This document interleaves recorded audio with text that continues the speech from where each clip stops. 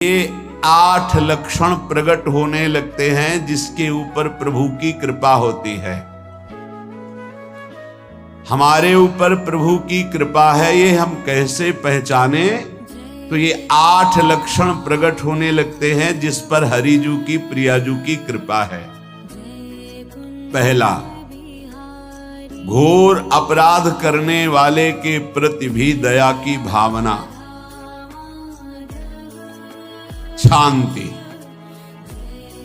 पहला लक्षण है। भाव में भी पहले शांत भाव है। हमारे ऊपर श्री हरिजू की कृपा है, इसकी पहचान ये 8 लक्षण। पहला, शांति, अर्थात घोर अपराधी के प्रति भी गुस्सा ना क्षमा करना, ये हरि की कृपा का लक्षण है। देख लो भाई, घोर अपराधी शब्द तो जाने दो, जरा सा प्रतिकूल हो जाए तो लाख समझाओ पर भ्रकुटी तनी रहती है।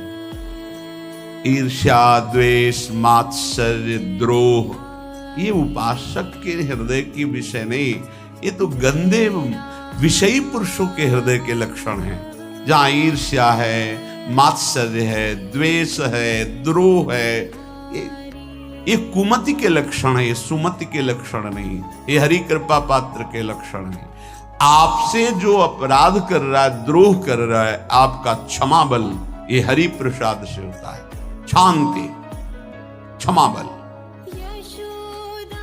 शांति, सह गया, क्या करूं, सहना ही पड़ेगा क्योंकि भगवत मार्ग में वो ऐसा नहीं होता। शांति,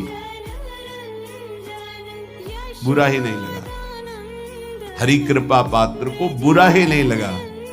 उमा संत के यही बड़ाई, मंद करत जो करे भलाई, ये सीधा शांति की व्याख्या है। अपने यहां मंगल गान में, करत जे अनसहन निंदक तिनहु पे अनुग्रह कियो, ये है हरि कृपा, ये है आचार्य कृपा, गुरु कृपा। अपराधी पर भी क्षमा का भाव होना, भला ऐसा है? अपराधी पर भी क्षमा का भाव होना, ये हरि कृपा पात्र में ही होगा, अन्य में नहीं। तो अगर अपने हृदय में ऐसा लगे कि ऐसा नहीं है तो हरिजू से प्रार्थना करनी चाहिए कि कृपा करो, मेरे में सामर्थ्य आवे। दूसरा, अनुसूया, वो किसी भी के प्रति कभी भी कोई दोष दर्शन ही नहीं करेगा। दोष कथन, दोष श्रवण की तो बात जाने दो। अनुसूया, दूसरों के गुणों में दोष ढूंढना, ये नहीं होता। हरि कृपा पात्र में ये नहीं था। ये सब भजन के नाश करने वाले, जैसे पहला अपराधी पर क्रोध कर देना, तो माया ने भेजा इसीलिए था कि तुम्हारे साथ व्यवहार ऐसा करे कि तुम क्रोध करो, क्रोध करोगे तुम्हारी ऊर्जा शक्ति नष्ट हो जाएगी, अध्यात्म में जो चलने की थी। और कहीं तुमने संकल्प कर लिया तो भजन शक्ति नष्ट हो जाएगी। तो अगर भजन बल है तो गया, जरूर उसको दंड मिलेगा, पक्का मिलेगा, 100% मिलेगा, लेकिन आप खाली हो गए। ना भजन करने की वृत्ति रहेगी और ना भजन रहेगा, दोनों बात। अनुसूया, किसी के सद्गुणों में दोष देखना, गुणों में दोष ढूंढना, ये हरि कृपा पात्र में नहीं होता। ये बहुत मंगलमयी बातें हैं जिससे हमारा भजन मार्ग पुष्ट होता है। तीसरा, वो बाहर से और भीतर से पवित्र रहता है, हरि कृपा पात्र। शौचाचार का ज्ञान होना चाहिए, वस्त्र आपके पवित्र होने चाहिए, ये बाहरी जल रज आदि के द्वारा बाहरी पवित्रता। और निष्कपटता, निश्चलता, सत्य भाव, ये अंदर की पवित्रता है। अगर कपट है, छल है, असत्य है तो हृदय मलिन रहता है। भीतर और बाहर से पवित्र रहना, इसमें खास बात क्या है? भीतर और बाहर से पवित्र रहने में, भीतर और बाहर से सदैव पवित्र कौन रह सकता है? तो बोले जो पुंडरीकाक्ष भगवान श्री हरि का, प्रियाजू का स्मरण करता रहता है, शवायाभ्यंतर शुचि, वो बाह्य और अभ्यंतर दोनों से पावन रहता है। तीसरी जो कृपा का लक्षण है, अर्थात वो सदैव भगवत चिंतन परायण, शौचाचार का पालन करने वाला, बाहर और भीतर से हरि कृपा पात्र पवित्र रहता है। लघु शंका में जल पात्र में रखा जाता है, जनेंद्रिय को पवित्र किया जाता है, फिर हाथ रज से धो के, फिर कुल्ला करके, आचमन करके, पैर धोकर, ऐसे पवित्र आचरण, ऐसे पशुवत व्यवहार ठीक नहीं। कुछ लोग ऐसी गलती करते हैं कि जिसमें शौच हुआ जाता है उसी में बैठकर लघु शंका करते, तो सारे वस्त्र, पूरा शरीर अपवित्र हो गया आपका। तो अटैच बाथरूम की व्यवस्था माया ने कर दी है। हमें लगता है कि शौचालय अलग होना चाहिए और स्नान गृह अलग होना चाहिए, थोड़ा ही चाहे भेद हो, अंतराय होना चाहिए पवित्रता के लिए। अब ये शौचालय है, यही स्नान करना है, यही लघु शंका करनी है, तो पवित्रता का निर्वाह नहीं हो पाता। यदि जिस उस जगह आप शौच करते हैं, जो बैठकर उसी पे बैठ के लघु शंका करते हैं, तो आपको पूरा वस्त्र सहित स्नान करना चाहिए पवित्रता के, तभी बुद्धि भ्रष्ट हो जाती है। आपको मंत्र का निरंतर चलना ये कठिन पड़ जाएगा। पवित्रता का निर्वाह करो। देह राग मिटने के बाद एक स्थिति आती है, अवधूत स्थिति, उसमें फिर शरीर की पवित्रता का कोई संबंध नहीं रह जाता। पर अभी तो संबंध है ना देह भाव से, तो बहुत हो से लघु शंका ऐसे करें कि आपके पैरों में, वस्त्रों में छिट्टी ना पड़े, पवित्र रहे। हर समय हमें पवित्र मंत्र जपना है, नाम जपना है, श्री की सेवा में रहना है। बहुत जल्दीबाजी खड़े खड़े लघु शंका की, छिट्टियां पड़ रही, बस ऐसे चल दिए, वो पशुवत आचरण भगवत मार्ग में नहीं चल पाओगे। वो अंदर तुम्हारे व्याकुलता पैदा करता रहेगा, भोगों की, संसार की। शौचाचार का बहुत बड़ा फल है, शरीर राग छूट जाएगा। ये बात समझ लो, शरीर राग छूट जाएगा। शरीर संबंधी पवित्रता शरीर राग छोड़ा देती है, आंतरिक रहस्य है ये। चौथा, ऐसे कार्यों का अनुष्ठान न करें जिनमें हमारा भजन छूटता है, जिनमें सत्य छूटता है, जिनमें भगवत भाव छूटता है। जैसे आपके ऊपर कृपा हुई, आप भगवत मार्ग में चल रहे हैं, अब आप ऐसे सांसारिक कार्यों का अनुष्ठान कर रहे हैं जिनमें आपकी चित्तवृत्ति बिल्कुल भगवत विमुख हो रही, तो जीवन का लाभ क्या होगा? लाभ तो है भगवत स्मरण सहित। इसी की मानो टीका है, छठदम शील बिरत बहु कर्मा, निरत निरंतर सज्जन धर्मा। शीलवान और ऐसे कर्मों से विरत जिनसे भगवत विस्मरण होता है, जो सज्जन पुरुषों के द्वारा धर्मानुष्ठान होते हुए उन्हीं का अनुष्ठान, ऐसे कर्मों में ना जाए जिससे भगवत विस्मरण होता है। यह कल एक ने प्रश्न किया कि मैं खाता तो नहीं हूं, लेकिन मांस के दुकान में मांस बेचता हूं, होटल है, क्या उचित है? ये उचित कैसे हो सकता है? तुम और भी तो व्यापार कर सकते हो। जरूरी है धर्म का पालन करने की इच्छा करते हो, धर्म आचरण करते हो, ऐसा नहीं। तो विरत बहु कर्मा, उन कर्मों से हमें विरत रहना है जो हमारे धर्म के विरुद्ध है, जो भजन के विरुद्ध है। हरि कृपा पात्र ऐसे कर्मों का अनुष्ठान कर ही नहीं सकता। और शारीरिक श्रम इतना जिससे हमारा भजन का तार ना टूटे। जब भजन का अभ्यास किया जाता है तो हर कार्य को सुचारू रूप से करते हुए एकाग्रता भजन में रखी जाती है। हम वो कार्य जल्दी से कर ही नहीं सकते जिसमें भजन छूट जाए और कार्य पूरा हो। नहीं, हम कार्य करेंगे, हमें छोड़ दीजिए, हम अपने चिंतन से युक्त होते ही बिल्कुल कार्य करेंगे। जैसे कई साधक हैं, उपासक हैं, बड़े अच्छे उपासक हैं, उनको आप कार्य दीजिए कि आप पानी गर्म कर दीजिए, पात्र बहुत सुंदर साफ होगा, पानी बहुत गर्म, लेकिन आप कह दीजिए कि 5 मिनट में गर्म करके ले, तो उनसे असंभव नहीं होगा। छोड़ दीजिए उनको आप, वो मतलब ऐसा कार्य करेंगे प्रशंसनीय, पर वो समय से। उनका एक सिद्धांत है, बहुत अच्छा लगता है। और अपने को पता है कि इससे जल्दीबाजी नहीं होनी, पात्र मार्जन करना है, छोड़ दीजिए, आप उसको टोकिएगा नहीं, आप जल्दी मान के, उससे नहीं होने वाला। वो तनिक भी दोष नहीं रहने देगा पात्रों में, पर समय दीजिए, आराम आराम शुरू। हमें अच्छा लगता है, भगवत चिंतन परायण उपासक की यही वृत्ति होती है। पोछा लगाना है, बिल्कुल बढ़िया लगेगा, लेकिन आपको सर से घुमा दे वैसा नहीं होगा। आप छोड़िए और जाइए, हटिए, और वो अपने ढंग से लगाएगा और एकदम क्लीन करके। यही उपासक का लक्षण है। जो कार्य करेगा सांगोपांग करेगा, पर वो बहुत मस्ती से होगा, क्योंकि उसका भगवत चिंतन चल रहा है। अधिक ऐसे जिससे हमारा चिंतन छूट जाए, थोड़ा संयम में आना चाहिए। ये भगवत कृपा पात्र का लक्षण है। अपने भजन का फल देखना, भगवत कृपा पात्र की सबको प्रदान कर देना। हिम्मत है?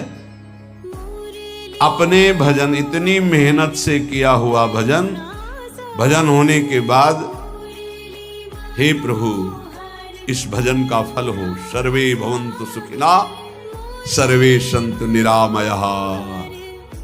यहां तो कहते महाराज, एक माला रोज आपके लिए करता हूं कि आपकी बीमारी ठीक रहे, तो शेष किसके लिए करते हो प्रभु? शेष क्या? अगर इष्ट और गुरु के लिए तुम्हारा है कि एक माला करते, तो फिर इतनी माला करते तो हमें क्या होगा? सब आपको दे देंगे तो हमें क्या होगा? तभी भजन का रहस्य नहीं जाना। सबके मंगल के लिए अपने भजन को समर्पित कर देना। देखो भाई भजनानंदी, भजन में अरुचि होने लगेगी? नहीं होने लगेगी। सुबह से शाम तक पसीना चुआए हम, और भजन का फल दे दे सबको। तो इसका रहस्य बताते हैं। सबको जे भी कहा सर्वे भवन्तु सुखिना, तो सर्वत्र विराजमान भगवान वही पलटकर अनंत रूपों में आपके ऊपर बरस पड़ेंगे। ये आंतरिक रहस्य है। हमने जो भजन किया वो एक सीमा में था, जब हमने संपूर्ण विश्व को दे दिया तो असीम बनकर वापस हुआ।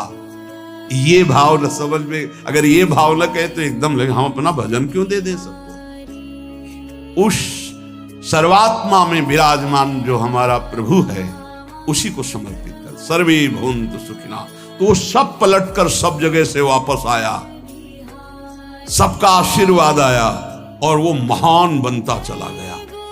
ये लाभ है, आंतरिक लाभ है। अगर तुम्हारा भाव ऐसा न बनता हो तो आप प्रभु को तो अर्पित करते ही है ना, तो वही प्रभु सब में विराजमान है। ऐसा भाव करके सर्वात्म स्वरूप भगवान को हमारा भजन समर्पित है। सब रूपों में प्रभु विराजमान है। ये हरि कृपा पात्र का लक्षण चल रहा है। और छठवां, अपने भजन से अपने लिए कुछ भी ना चाहना, और दूसरों की तो बात जाने दो, दूसरों से कुछ ना चाहना ये तो ठीक है। अपने भजन से अपने लिए कुछ ना चाहना है हिम्मत। देखो ये हरि कृपा पात्र में हिम्मत होती है। अपना भजन अपने प्रयोग में ना लाना, इसका भी आंतरिक रहस्य है।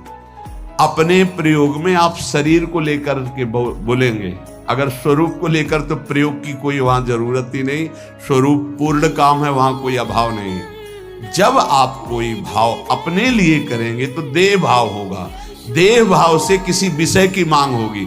विषय पूर्ति भजन का फल नहीं होता, भजन का फल होता विषय निवृत्ति। बहुत जोर की बात है, कैसे समझे? अपने भजन का भी फल अपने लिए नहीं, दूसरों से कुछ चाह रखना तो बात ही जाने दो। भजन से भी कोई अन्य सुख की चाह नहीं हुई। क्या चाहिए? भजन ही बनता रहे, भजन का फल भजन बनता रहे, खूब निरंतर जप करते रहे। सातवां, किसी भी मान सम्मान कीर्ति पद प्रतिष्ठा के मिलने पर हृदय का असंतुष्ट हो जाना, यह हरि कृपा पात्र का लक्षण होता है। प्रणाम नमस्कार जय हो तो हृदय में असंतुष्ट हो जाना चाहिए। कोई किंचन मात्र अभिमान न उदय हो जाए। प्रभु बचाओ, ये माया की चकाचौंध से बचा लो नाथ। कौन सा अपराध बन गया कि आपकी जय की जगह यहां हमको ऐसा सुनना पड़े। जैसे एक बार महापुरुष जन कहे थे कि जब गुरुजन बड़ाई करने लगे सामने शिष्य की, तो उसको ग्रीवा झुका लेनी चाहिए, पश्चाताप करना चाहिए कि कोई गलती हो गई, आज हमारे गुरुजी ने हमारी बड़ाई कैसे कर दी, इसका मतलब कोई दोष बन गया, कोई गलती हो गई, और प्रार्थना करना चाहिए कि क्षमा कीजिएगा महाराज, अगर कोई गलती हो तो दंड दीजिएगा, लेकिन ये दंड मत दीजिएगा कि आप हमारी प्रशंसा कर रहे हैं। भगवान, इससे बड़ा और कोई दंड नहीं, ऐसा महसूस होना चाहिए। सम्मानम कलयाति घोर गरलम, ये हरि कृपा पात्र का लक्षण है। नीचापमानम सुधा, नीच पुरुषों द्वारा किया हुआ अपमान अमृत के समान लगे और सम्मान विष के समान लगे। मान प्रतिष्ठा कीर्ति जिसके लिए बड़े बड़े लालायित रहते, हरि कृपा पात्र को विष की तरह चुभती है। और 8वां, किसी भी प्राणी समुदाय से संबंध ना रखते हुए सब पर दया की भावना, सब पर कृपा की भावना, सब पर करुणा मैत्री, पर किसी से ममता नहीं। ये सूत्र बहुत व्यवहार में प्रयोग करने योग्य है। सबसे करुणा और मैत्री, पर किसी से ममता नहीं।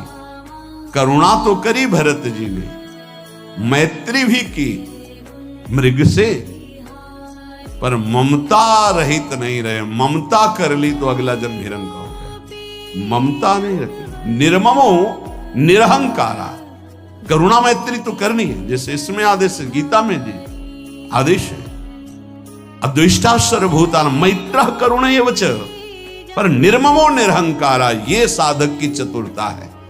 प्राणी मात्र पर दया कृपा करुणा मैत्री, पर ममता नहीं। ममता किसी से, और यहां करुणा मैत्री ये तो गायब हो गई, केवल ममता रह गई है। अपने शरीर से ममता, शरीर संबंधियों से ममता, विषय भोगों से ममता, यही जहर है। संबंध में ये ममता ही जहर है, विचारों में अहंकार जहर है, कर्मों में ये आसक्ति जहर है। इसी जहर को मिटा दे तो जीवन मुक्त महापुरुष कर्म करते हुए, विषय सेवन करते हुए, वार्ता करते हुए, विचार करते हुए, बिल्कुल जहर रही तो उसका जीवन हो गया। तो ये 8 बातें हरि कृपा पात्र में होती हैं, इनको बार बार सुनना और हृदय में धारण करना। जो भक्त होता है, हरि कृपा पात्र होता है, उसमें ये 5 बातें कभी नहीं जागृत होती, स्फुरित ही नहीं होती। पहला, किसी से ईर्ष्या, दूसरा किसी से घृणा, तीसरा किसी से भयभीत हो जाना, चौथा भजन सेवन नृत्य गायन आदि में लज्जा लगना, 5वां किसी की निंदा करना। ये नहीं। अब जो आगे वर्णन कर रहे हैं उसमें महापुरुषों की पहचान है। सिद्ध महापुरुष 3 प्रकार के होते हैं। एक होते हैं आचार्य कोटि के, सात्विक विचार वाले, एक होते हैं भ्रष्ट आचरण वाले, एक होते पिशाचाचरण वाले, और तीनों सिद्ध हैं। बहुत बड़े महापुरुष पूज्यपाद उड़िया बाबा जी हैं, वही रहस्य का प्रकाश कर सकते थे, अन्यथा बिना ब्रह्मबोध महापुरुष के ऐसा नहीं। तीनों सिद्ध हैं, तीनों भगवत प्राप्त है। सात्विक आचार वाले जो आचार्य कोटि के होते हैं, एक एक अक्षर शास्त्र मर्यादा के अनुसार चलने वाले, जैसा शास्त्र कहता वैसा उनके आचरण में दिखाई देगा, और वो उससे सिद्ध भगवत प्राप्त महापुरुष हैं, पर उनके आचरण तस्मात् शास्त्रम प्रमाणम थे। दूसरे भ्रष्टाचार, ऐसों को पहचान पाना बहुत कठिन होगा। भेष मलिन, आचरण मलिन। जैसे आप में कोई पुराना हो तो शायद जान पाएगा, भगवान दास नाम के एक संत इसी चौराहे पे रहते थे। ये जो चौराहा है, कभी नंगे पड़े रहते थे, कभी वो पा रहे उनके साथ कुत्ता पा रहा है, कभी नाली का पानी पी रहे हैं, और भगवत प्राप्त महापुरुष थे। इसकी पहचान स्वयं की। कोई चाय रखने गया, उठा के ईंट मार दी, गाली दे दी, दौड़ पड़े, पकड़ पाए तो 10-5 घूंसे थप्पड़ मार दिए। ऐसा उनका व्यवहार था। भ्रष्टाचार। हलवा कोई रख गया, खिचड़ी रख गया, कुत्ता खा रहा है, उसी के साथ वो खा रहे हैं। कभी गमछा लपेटे, कभी नंगे, सीधे प्रकृति का वार शरीर से सहते थे। बस चौराहे पे ही रहते थे। बहुत अगर गए तो ये राधा टीला है, बस इतना ही उनका था। राधा टीला से इधर, और इधर थोड़ा चढ़ाई जो है जहां पूज्य श्री चंद्रशेखर बाबा जी वास करते, उसके इधर मतलब चौराहे के बस इतने में ही रहते थे। 12 महीना 20 साल उनको देखा। तो जब काशी से आए हुए थे तो उनको देखा तो उनकी दृष्टि से लगा कि ये स्थिति प्रज्ञ महापुरुष हैं, पर अपने को छुपाए हुए ऐसी लीला करें। पर उनके कुछ ऐसे आचरण थे जिनसे लगा कि इनकी, हमें लगता है, बुद्धि खराब है क्या, मतलब पागलपन का दौड़ा है क्या। ऐसे राधा रमण जी दर्शन करने गए तो जो पुंडरीक जी हैं इनके बाबा, वो उस समय थे, उनके पुत्र जो पुंडरीक जी के पिताजी, वो उनके सहायोग हुए। करुणा कृपा हुई उनकी, उन्होंने देखा। वो तो बाद में परिचय जाना उनका, हमें पता नहीं, तो बाद में परिचय। वो पीत वस्त्र धारण किए हुए वयोवृद्ध है, डलिया लाए, राधा रमण जी को निकाल करके अपने को प्रसाद मिला। सीधे राधा रमण जी की कृपा का अवलोकन करते हैं और परिक्रमा लगाना। एकदम संकल्प बना, कमंडल में 2 कुलिया रखी, ढक्कन से ऐसे ढक के, और बस मन में आया कि अगर वो बाबा हमसे आते हैं, हमारे कमंडल से कुलिया, सत्य परम सत्य कुलिया लेते हैं और पाते हैं और फिर रख के चल देते, तो मैं मान जाऊंगा कि प्रभु ये आपके धाम के सिद्ध महापुरुष आए हुए थे हम काशी से। क्योंकि काशी में ऐसी लीलाएं देखी थी बड़े अद्भुत कोटि के महापुरुषों को। आपसे सत्य कहते, वो पेड़ हट गया, रमण रेती में था, बीच रोड में था, चबूतरा बना था, वो ऐसे पड़े थे, वहां के हम बैठ गए, बिजली की तरह उठे, रफ्तार से आए, खड़े हो गए हम बिल्कुल। क्यों, हमें पता था कि घूंसा और थप्पड़ इनका प्रसाद होता है। हम कहा उस समय, हम कहा अगर हाथ चलाएंगे तो पकड़ लेंगे ना, बिल्कुल पोजीशन में खड़े। तो बंगाली भाषा में कुछ बोले, वैसे गले में हाथ डाला, ढक्कन हटाया, कुलिया निकाली, पाया, कुलिया वहीं रखा, ढक्कन रखा, गए और वहीं लेटे। सत्य कहते एकदम रोम रोम खड़ा हो गया कि अरे भगवत प्राप्त महापुरुषों को जानना बड़ा कठिन है। कैसे आचरण, भ्रष्ट आचरण से रहते हैं। कभी दिगंबर, कभी गमछा लगा हुआ है, कभी कुत्ते के साथ खा रहे, कभी नाली का पानी पी रहे। पूज्य बाबा कह रहे आचरण मलिन, नाली या पैखाने का भी पानी पीने में उनको कोई भी परेशानी नहीं। गंदे जगह मलिन भाव से पड़े रहना, किंतु वृत्ति हर समय भगवदाकार रहना, भगवदाकार रहना। ये तीसरे, पिशाचाचार, गाली गलौज करना, ईंट पत्थर से मारना, हर मलिन चेष्टा बहुत कठिन है, बहुत कठिन है। ये सब देखने को मिला है भगवत कृपा से तीनों प्रकार के महापुरुषों का। वृंदावन में एक आगंतुक संत आए थे बाहर से, वो रात्रि में हर वृक्ष के नीचे खड़े रहते, पैर सूज गए थे, उनको कभी बैठे और लेटे नहीं देखा, खड़े रहते थे। 25 वर्ष के लगभग की बात है। उनको जब देखा तो देखते ही उनकी दृष्टि ऐसी थी ऊर्ध्व, लगा ये तो भगवत प्राप्त महापुरुष है। 45 वर्ष की अवस्था हो, बस खड़े रहते थे, चरण उनके फट गए थे ऊपर से ऐसे खड़े खड़े। रात्रि में एक दिन हिम्मत की, बोलते नहीं थे वो, लार बह रही है ऐसे, महाराज जी आप कृपा करें। उस समय मदन टेर में आप आइए, खड़े हो गए तो आटे के 4 लड्डू हमें मिले हुए थे, तो आप कृपा करके पाइए। उनका आपका ये जो बाहरी परिवेश है और आपके जो बाहरी लीलाएं हैं, बाहरी लोग तो भले न समझ पाए, पर प्रभु मुझे ऐसा अनुभव होता है आप भगवत प्राप्त महापुरुष रो पड़े। कभी हमने उनको ऐसा नहीं देखा, रो पड़े। और उनका ये हमारे गुरुदेव की कृपा है। वह कब से वृंदावन आ पाए, बोले कुछ दिन के। बोले वृंदावन की रच का प्रभाव कितना दिव्य है कि अब जाने का मन नहीं होता है। पर आप अब दोबारा हमसे मिलने की चेष्टा मत कीजिएगा, कभी दूर से देख लीजिएगा, पर आप कभी मिलिएगा नहीं। आप भक्त हैं इसलिए आपसे संभाषण कर लिया। ये तो आपने सुना सुबह की लीला, ईंट चल रही थी उनपे, वो दिगंबर खड़े थे, ईंट मार रहे थे लोग, परिक्रमा वाले लोग उनको ईंट मार रहे थे, कई जगह उनके ईंट लगी। उनको लग रहा था पागल है, नहीं पहचाना जा सकता।